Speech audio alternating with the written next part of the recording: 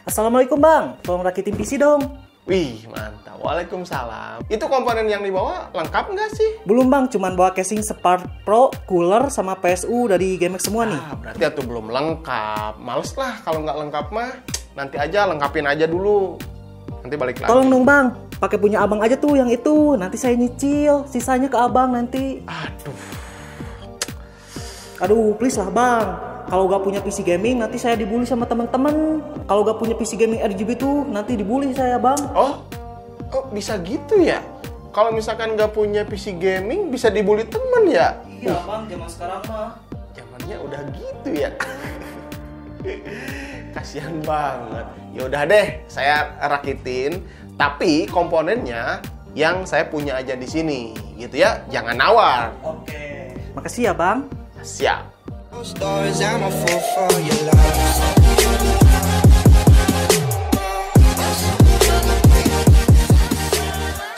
Assalamualaikum teman-teman. Akhirnya ya di sini saya mau rakitkan PC buat teman saya tadi, dan kebetulan komponen-komponen yang ada di saya ya nantinya tetap bisa upgradable untuk tahun mendatang ya, 2 tahun atau 3 tahun ke depan.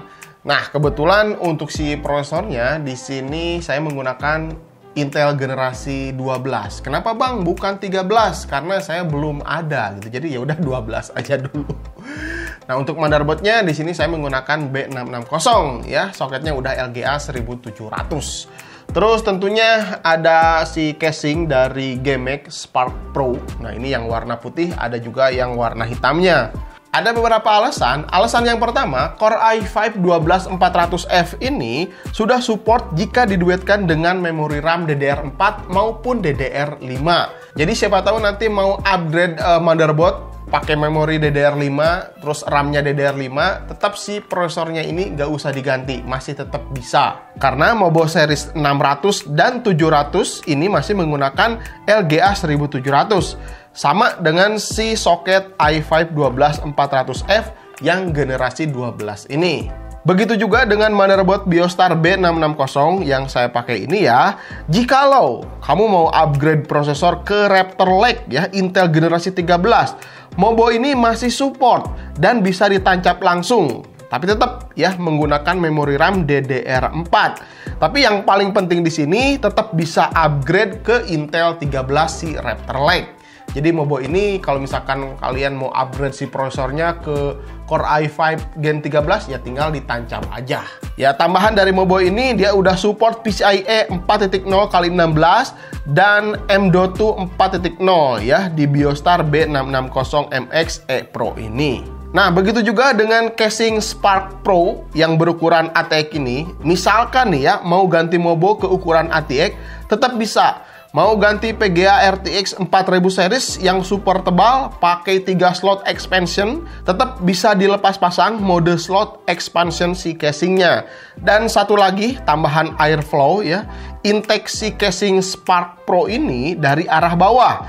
Jadi angin segar datang dari bawah sehingga angin segar tuh langsung tertuju ke arah PGA card. Sehingga PGA mendapat angin segar duluan ya dibandingkan komponen lain. Lalu untuk exhaustnya ke atas dan ke belakang. Ini cocok banget nih kalau kalian nanti pakai PGA card yang panas, yang wattnya besar kayak 4080, 4090, atau pakai PGA card high-end yang lawas, yang fan-nya ini sudah kurang optimal. Ya tentu bisa terbantu pendinginannya di dalam case ini. Ya jadi tentunya pilihan komponen-komponen yang ada di sini tuh tetap bisa upgradable di tahun yang akan datang.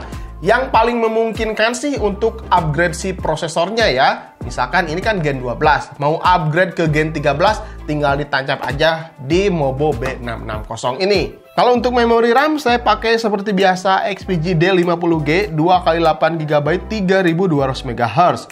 NVMe Gen 3 on 900 256GB. Tentu ini bisa di-upgrade pakai NVMe Gen 4 supaya lebih kenceng karena Mobonya juga udah support PCIe Gen 4.0. Nah, untuk cooler ternyata ada sedikit perubahan. Awalnya menggunakan Gamma 600 dari GameX, tapi ternyata ada beberapa alasan yang jadinya saya menggunakan Togher 500. Pasti ada yang nanya, kenapa Bang jadinya pakai cooler itu? Oke, begini ceritanya. Assalamualaikum bro. Waalaikumsalam. Ini coolermu tuh belum ada Saya kan mau pakai Intel Gen 12. Oh iya ya, bentar. Saya telepon ke tokonya nanti biar dikirimin bracket tambahannya. Aduh, lama lah nunggu pengiriman mah. Ya udah gini aja, pakai cooler yang saya aja dulu lah. Jangan nawar. Yang penting kan jadi PC-nya nih, PC gaming nih. Oke deh, asal jadi PC gamingnya. Biar gak dibully. Kira-kira begitu ceritanya. Lanjut, power supply tetap pakai GMX VP700 RGB 80 plus bronze. Ini tenang ya, bukan hanya estetika RGB saja yang ditonjolkan di power supply V-Power 700 RGB ini ya. Ternyata series V-Power GMX ini tuh sudah bersertifikasi 80 plus untuk efisiensinya. Kalian bisa cek langsung di web clearresult.com. Nah, di sana sudah ada pengujiannya. Tentu sudah ada fitur OPP, OVP, UVP, dan SCP untuk pengamanan ekstra terhadap komponen yang kita pakai. Fitur tambahan power supply ini tuh ada tombol eco mode-nya.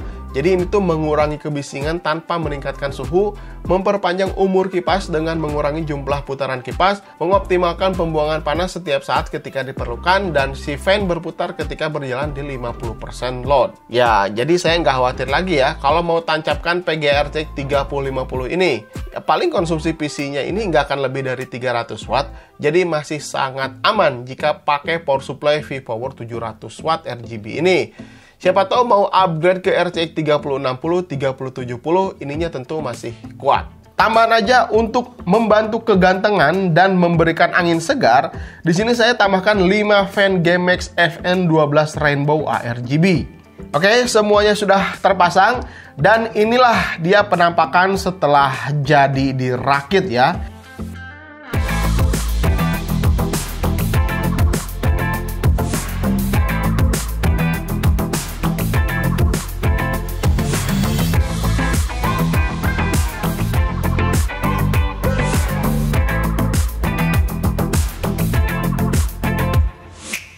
Untuk total keseluruhan rakitan PC yang saya rakit ini berkisar di 13.200.000-an.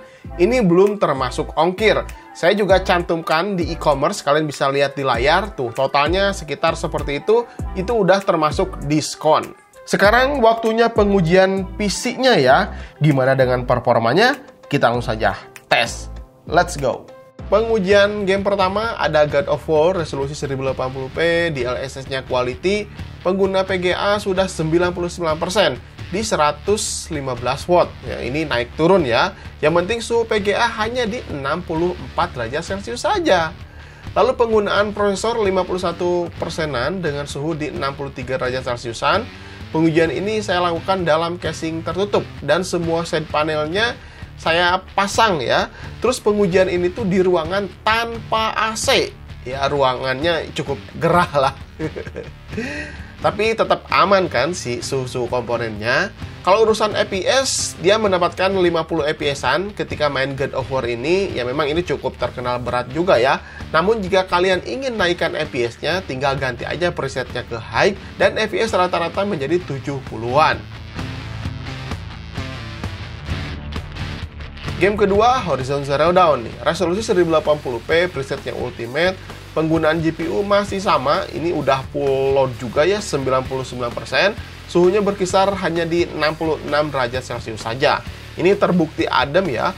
Airflow di dalam casing ini tuh membuat komponen terjaga suhunya walaupun sedang berjalan full load. Mantap.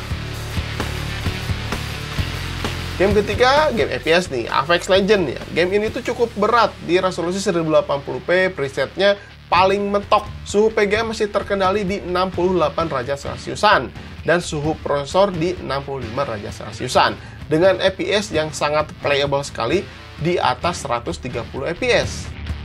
Lanjut game keempat ada Forza Horizon 4 ya, game balap biar lengkap pengujian gamingnya. Ada FPS, ada petualangan, ada balapnya juga. Kalau di pengujian ini suhu GPU malah semakin dingin, hanya berkisar di 58 derajat Celciusan saja. Suhu CPU di 63 derajat Celcius. Ya ini naik turun lah ya. Dan tentu FPS juga sangat tinggi. Bonus tambahan aja benchmark 3D Mark. Yang pertama ada Fire Strike mendapatkan all score 14.326, lalu time spy-nya mendapatkan 6.362, dan karena PC ini pakai PGA RTX, jadi udah support ray tracing ya. Saya uji aja Port Royal dan hasil yang cukup baik nih. Mendapatkan skor 3462. Oh ya, kalian suka ada yang nanyain juga nih, bisa dipakai ngedit nggak? Di sini saya coba pakai Premiere Pro 2019, ngedit video-videonya sekelas IT yang dari kamera Sony 6400, 1080p 60 fps, ini sangat lancar. Timeline-nya ini nggak tersendat-sendat. Oh, aman pokoknya ya. Render video size 1 GB, durasi 14 menit, membutuhkan waktu sekitar 7 menitan. Oke, teman-teman, akhirnya PC-nya udah jadi ya di sini. Udah kalian tadi lihat juga pengujiannya, tes gamingnya, tes editingnya, semuanya lancar, aman, terkendali, tidak ada masalah lah ya. Dan untuk si casingnya, di sini saya suka sekali bagian atasnya ya. Terlihat lebih minimalis, lebih simple, lebih elegan. Apalagi warnanya yang warna putih seperti ini. Nah, untuk bagian bawahnya itu kan rongganya agak cukup tinggi ya. Jadi udara segar intake-nya tuh dari bawah terus naik ke atas, sehingga si PGA card di sini tuh komponen pertama yang mendapat udara segar. Cukup terbantu pendinginan untuk si PGA card. Jadi kalau misalkan nanti kalian punya PGA card yang kira-kira cukup panas, wattnya cukup besar, nah intake dari bawah ini saya rasa cukup baik ya. Nah, naik ke atas lalu dibuang di atas dan di belakang untuk si exhaust-nya. Nah, yang saya salut ini harganya kan memang nggak terlalu mahal banget ya si Spark Pro ini, tapi bahan yang digunakan ini hampir keseluruhannya tuh terbuat dari SPCC 0,7 ya. Jadi cukup tebal juga. Nah, semuanya ini, dan ini tuh semi modular juga, bisa dilepas pasang ya. Depannya ini bisa dilepas, bagian ini juga ini bisa dilepas karena ini dibaut. Ya, ini dibaut jadi bisa dilepas, pasangkan SSD di sini. Terus bagian belakangnya juga ini tempered glass ya, kanan kirinya tempered glass cukup kokoh. Dan si tempered glass-nya ini, nah, dibalutnya juga sama metal juga ya. Berbahan SPCC, jadi bukan bahannya plastik. Yang bahan plastik itu cuman atasnya aja. Nah, ini untuk si exhaust-nya ke depan, dan ada dust filternya juga. Dust filternya ini bisa dilepas juga ya, nanti kalau kotor bisa dibersihkan lalu dipasang kembali. Bagian depan ini terbuat dari steel juga ya, putih polos. Kalau yang suka modifikasi bisa bermanfaat untuk di airbrush. Untuk support PGA card-nya di sini up to 355 mm panjangnya ya. Terus untuk lebar CPU cooler support up to 168 mm. Jadi pakai tower yang sebesar yang saya pakai ini tetap bisa masuk ya, aman. Paling untuk kabel manajemen aja yang harus ekstra sabar untuk merapikannya, karena side panel kaca di samping kanannya ini modenya tuh klip. Jadi si kabel manajemen tuh harus benar-benar rapi supaya terpasang dengan baik. Cara melepas side panel ini, buka dua baut di bagian atas, lalu tariknya ke atas. Nah, si tempered glass-nya ya ini gampang-gampang susah lah ya. Dengan harga 775 ribuan, kalau kalian lagi cari casing yang simple, minimalis, dan punya airflow yang baik, Spark Pro ini bisa jadi pilihan utamanya nih. Gitu. Oke, mungkin gitu aja teman-teman. Mudah-mudahan video ini bisa bermanfaat untuk kalian. Jangan lupa like dan share video-video dari Sekilas IT. Tapi kalau kalian pengen PC ini, nanti saya akan jual juga PC ini. Kalian boleh cek linknya di deskripsi ya. Kalau mau nego juga boleh. Misalkan bang, ganti dong coolernya. Atau bang, ganti dong PGA card-nya, boleh. Silahkan, nanti saya akan simpen ya, toko saya ada komputer, tinggal diklik aja nego di sana, oke? Sampai ketemu di video berikutnya, saya Randy Adha, Sekilas IT. Assalamualaikum warahmatullahi wabarakatuh. Salam teknologi.